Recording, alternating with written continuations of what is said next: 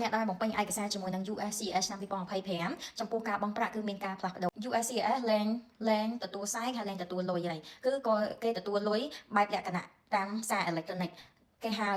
ដោយប្រើ debit card ឬក៏ credit card ហើយបំពេញឯកសារ G1650 ហើយនិង G1450 ទៅតាមលក្ខខណ្ឌដែលយើងបានចែកសម្រាប់អ្នកដែលបំពេញឯកសារជាមួយនឹង USCIS ចាប់ផ្ដើមពីថ្ងៃទី28ខែ10ឆ្នាំ2025នេះទៅ USCIS លែងទទួលជាខ្សែឬក៏ជាប្រាក់ទៀតហើយគឺយើងត្រូវបំពេញឯកសារជា paperwork